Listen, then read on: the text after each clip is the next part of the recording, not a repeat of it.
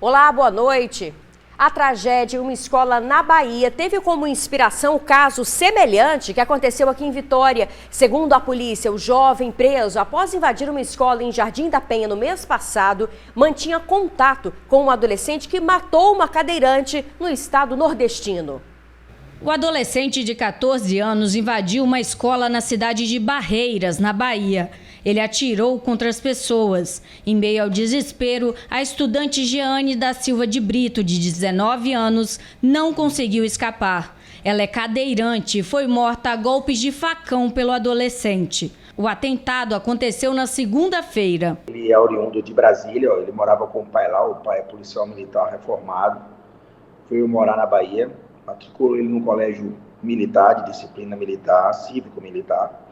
Ele estudava aí desde o começo do ano, mas era um menino muito introspectivo, calado, né? E aí ele resolveu, nesse dia, cometer esse ato aí. Pegou a arma do pai, um revólver 38, 6 munições, entrou no colégio, atirou no porteiro, mas não pegou, usou 3 tiros, inclusive botou a arma na cabeça de uma das meninas, mas a arma picotou. E aí, todo mundo correndo, ele encontrou essa cadeirante, essa deficiente física, e aí ele esfaqueou ela com várias facadas, chegou quase a degolar. Ela, além de deficiente física, ela tem problemas de graves motores, de locomoção. Durante a investigação na Bahia, a Polícia Civil identificou que o adolescente que matou a aluna na escola trocava mensagens com Henrique Lira Tred, de 18 anos. Henrique foi preso em agosto ao invadir uma escola em Jardim da Penha, Vitória. Há alguns meses, ele vem relatando vontade de suicídio, revolta com a sociedade, com as pessoas que o tratam, com a família, com a economia, com o país, com judeus e etc. Nas suas redes sociais ele planejou cometer esse crime já há algum tempo.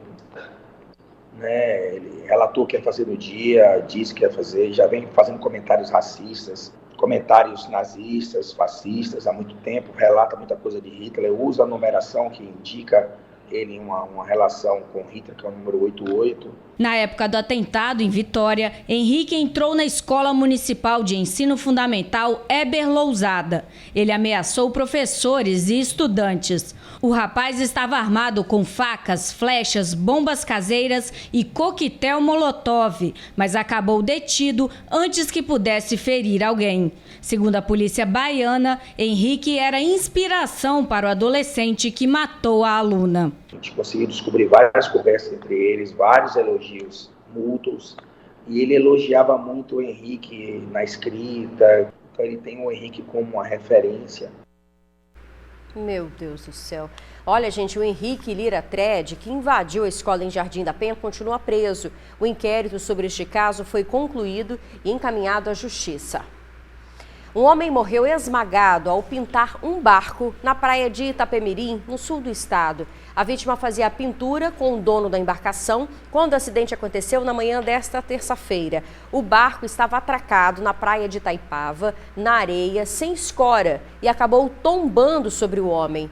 O primeiro nome da vítima seria Alexandre, conhecido como Gaúcho. Quando o barco tombou, outras pessoas conseguiram pular, mas Alexandre ficou preso. Ele chegou a ser retirado, foi socorrido para o hospital, mas morreu ao dar entrada na unidade. A perícia da Polícia Civil foi acionada.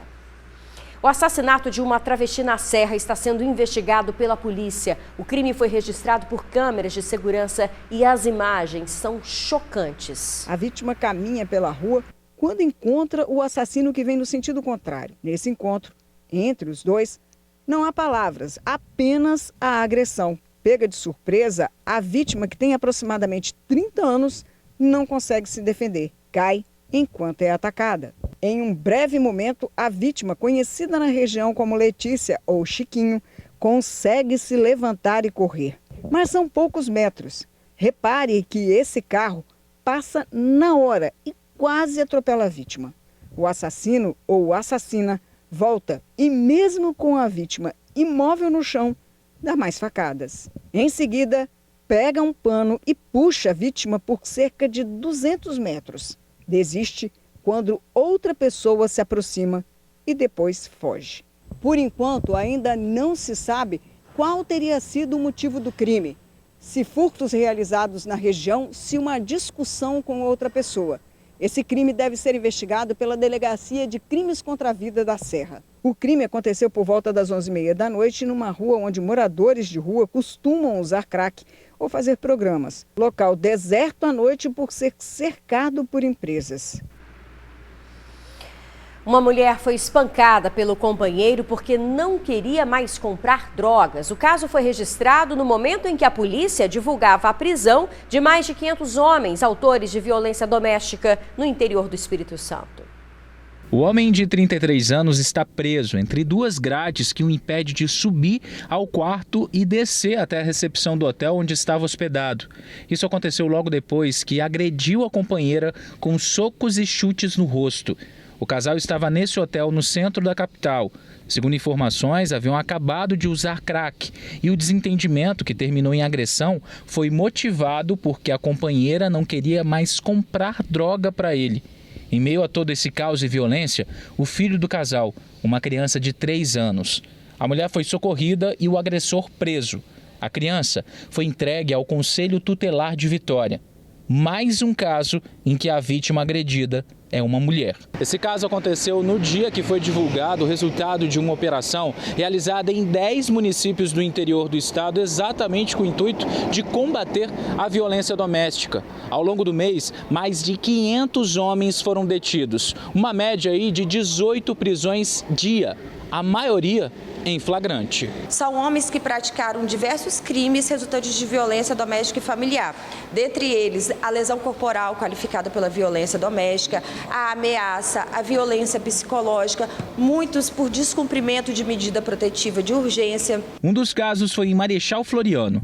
O agressor descumpria as medidas protetivas que deveriam mantê-lo afastado da vítima. Chegou ao nosso conhecimento que ela estava novamente vivendo uma situação de violência e que essas medidas protetivas delas estavam sendo desrespeitadas. Então, ao nos procurar de maneira integrada, a Polícia Civil, Polícia Militar, a equipe da Patrulha Maria da Penha, no mesmo instante, se dirigiu até essa vítima, fez a inclusão dela no programa novamente, voltou a receber as visitações. São atos como esse de integração para atendimento a essas mulheres vítimas que tem que sempre estar acontecendo. Além da repressão, a operação ainda contou com a educação para combater a violência doméstica, onde policiais militares da Patrulha Maria da Penha conversaram com jovens e crianças. Conseguimos com palestras alcançar quase 6.000 adolescentes durante esse período.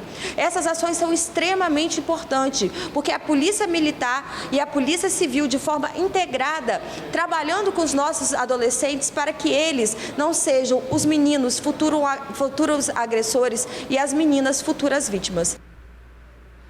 Em caso de agressão, a vítima deve chamar a polícia pelo 190 ou, se tiver condições, ir direto no plantão da Delegacia da Mulher, que fica na Ilha de Santa Maria, em Vitória.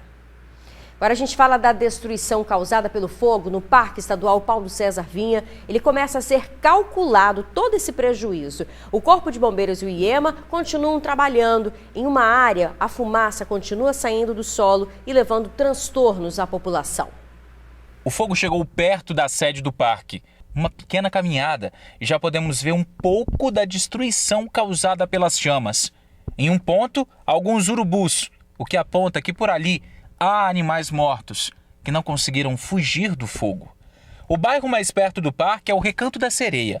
O Eduardo mora ao lado da reserva e lembra dos momentos de aflição e medo que viveu quando as chamas chegaram muito perto de casa. A situação era de pânico, né? Os vidros esquentaram muito, o medo de pegar fogo na casa, as labaredas queimando tudo. É um negócio impressionante, o medo foi muito grande aqui. Ambientalista, ele acredita que algumas árvores que deveriam ser retiradas ajudaram a propagar o fogo. Isso formou um colchão de folhas no chão e isso propagou o fogo com muita velocidade. Então o fogo veio muito alto e com muita força. O vento sul ajudou, então foi uma situação de pânico, uma situação muito complicada. Ninguém conseguia ver nada aqui nessa rua, ficou totalmente obscuro aqui, não tinha como ver nada. Com a magnitude do incêndio, a fumaça prejudica os moradores. Na farmácia, a procura por medicamentos aumentou. Até a dona do estabelecimento, que tem bronquite, também sofreu. Nós temos muita gente aqui com asma, com bronquite, inclusive eu, né? E foi assim, terrível, né? Porque a reserva é no nosso quintal. Então a fumaça estava toda aqui dentro do bairro, né? A equipe do Corpo de Bombeiros já conseguiu extinguir as chamas aqui no Parque Paulo César Vinha, mas o trabalho continua. É porque cerca de 15 hectares do parque, o que equivale aí a 20 campos de futebol, continua soltando fumaça, como se estivesse aí em brasa. Um trabalho muito árduo que deve levar mais uma semana. Estamos trabalhando em diversas frentes, junto com o IEMA também, tentando jogar bastante água, inundar, encharcar essas áreas que estão eliminando fumaça, para tentar minimizar cada dia mais esse efeito de liberação de fumaça. 50 mil litros de água estão sendo usados por dia, equivalente a um caminhão-pipa. Pelo menos 40 pessoas do Corpo de Bombeiros e do IEMA trabalham diariamente no combate. O fogo começou na quinta e foi controlado na sexta-feira. A fumaça foi vista de longe. O último incêndio de grandes proporções no parque, parecido com esse, aconteceu em 2014. Agora, resta saber o que causou tamanha destruição. Trabalho bem minucioso, bastante complexo, né, dada a dimensão desse incêndio todo. A gente tem que aguardar o final do trabalho para ter uma ideia da origem e da causa do incêndio. O resultado da investigação deve sair em 40 dias. Em relação à recuperação da área queimada, o IEMA estima que deve levar mais de 3 anos. O parque segue fechado durante essa semana. Já já vamos falar de eleição. Mesmo quem não é mais obrigado a votar faz questão de exercer a cidadania. Aguarde.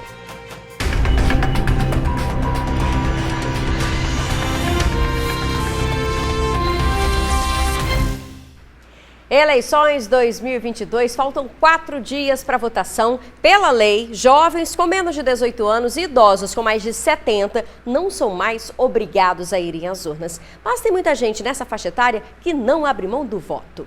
Dona Romilda vai completar 79 anos em novembro. Só que antes de comemorar o aniversário, está ansiosa para votar em outubro. Mesmo sendo obrigatório, né? Mas eu gosto de votar. E esse ano ela não vai sozinha, não. A neta, de 19 anos, vai junto. Vai ser a primeira vez que a Manuela vai votar, mesmo tendo tirado o título aos 16. Agora, depois de mais velha, né, você atinge uma maturidade maior e você começa a querer se interessar mais pelo assunto, ainda mais um assunto tão importante. Então, agora eu me sinto muito mais confiante, muito mais preparada para escolher um candidato para cada cargo. Fico muito feliz em ver minha neta lá nas urnas também, né, participando aí com o povo. Tudo isso é muito bom para ela, né, que está começando agora, isso é muito bom.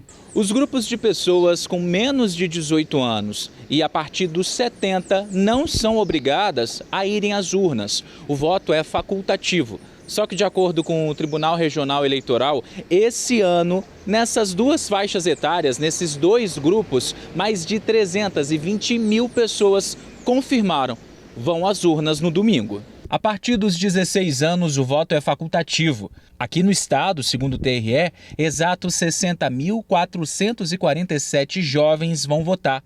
Mas qual a importância dessa turma comparecer às urnas? É uma esperança muito grande essa participação dos jovens, né? Os jovens não sabem o quanto custou essa democracia, mas estão apostando em participar. Isso é fundamental para o futuro da democracia brasileira. Já os que possuem mais de 70 anos são mais de 260 mil, que mesmo sem serem obrigados, já confirmaram. Vão às urnas para exercerem a democracia. A participação desse segmento é o testemunho de que valeu a pena a democracia brasileira atravessar tantas dificuldades, períodos ditatoriais, né?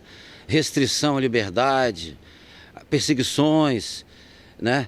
O Brasil podia ter desandado para vários lados, mas ele fez uma aposta na democracia. Um encontro de gerações neste domingo.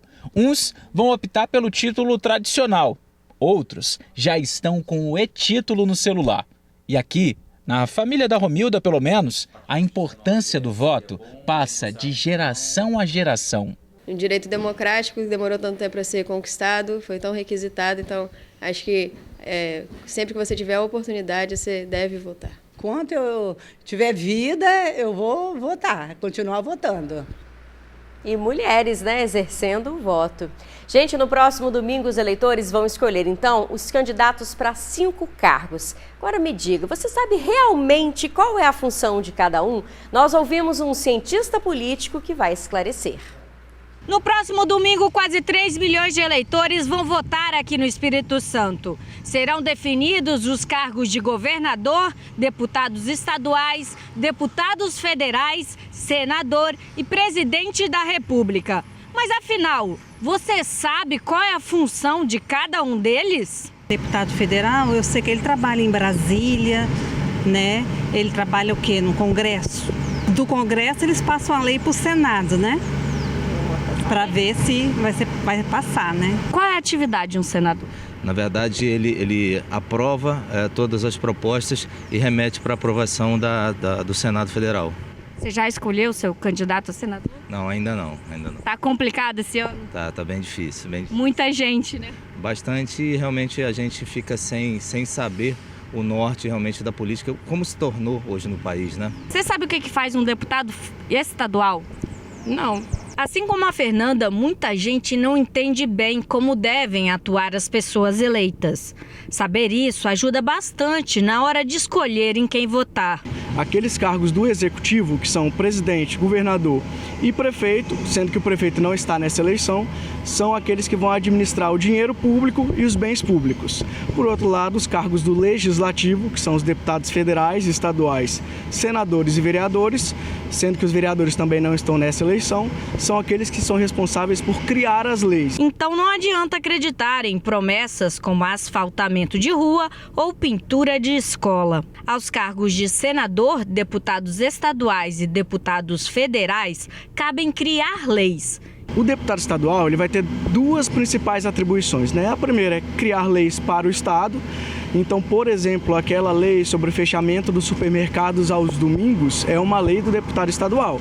Além disso, ele fiscaliza o trabalho do governador do estado. Então, é ele que vai estar averiguando se tudo está ocorrendo de acordo com as leis fiscais, as leis contábeis, se administrativamente o governador está trabalhando corretamente, se há casos de corrupção, etc. O deputado federal vai ter uma atribuição bem parecida com o deputado estadual, com a diferença de que o território para o qual ele legisla é o estado maior, é o país, no caso. Além disso, ele vai estar também, no caso de processo de impeachment do presidente da República, a Câmara dos Deputados, com os deputados federais, que autoriza a abertura desse processo. Já o governador e o presidente são responsáveis por administrar o dinheiro público. São eles que executam as leis que foram criadas.